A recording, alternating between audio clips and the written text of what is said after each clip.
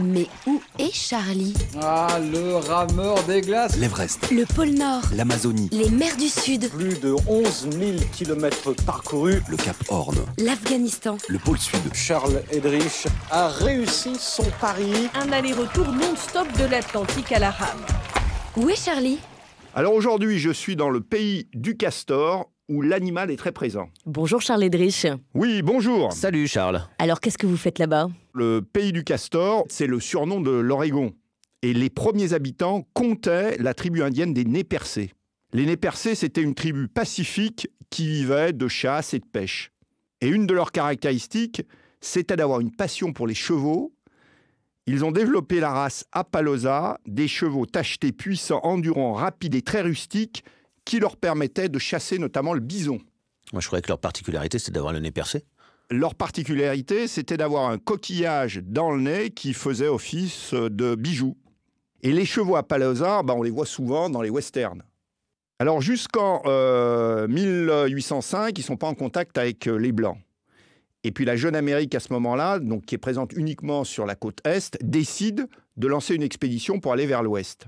La traversée de l'Amérique est très difficile, le froid, les tempêtes de neige, le manque de nourriture, les accidents sont nombreux. Mais la première rencontre avec les Nez-Percés a lieu. Les hommes blancs rescapés, hirsutes, sales, épuisés et affamés, sont recueillis, hébergés et nourris par les Indiens. De très bonnes relations s'établissent entre les colons et les Nez-Percés. Pendant très longtemps, le commerce des fourrures est très lucratif pour les Indiens. Le troc, c'est la monnaie d'échange, a des bases extrêmement précises. Alors par exemple, pour une peau de bison, 25 balles de fusil.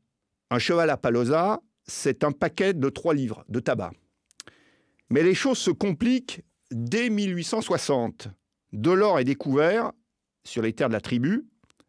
Le gouvernement casse les traités signés et réduit leur territoire de 90% au profit des colons et des chercheurs d'or. Ah oui, parce que tout le monde débarque, évidemment. Tout le monde débarque, c'est la ruée vers l'or. Le désespoir et le déclin est inexorable. Ça conduit à la guerre des Nez-Percés.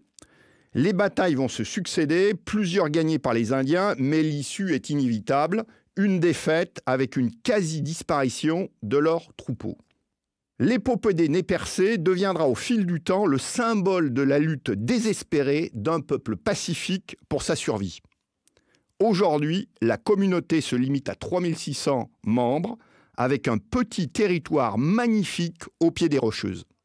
Merci beaucoup Charles. Merci. C'est un plaisir. Merci. À la semaine prochaine. Mais où est Charlie? Réponse la semaine prochaine.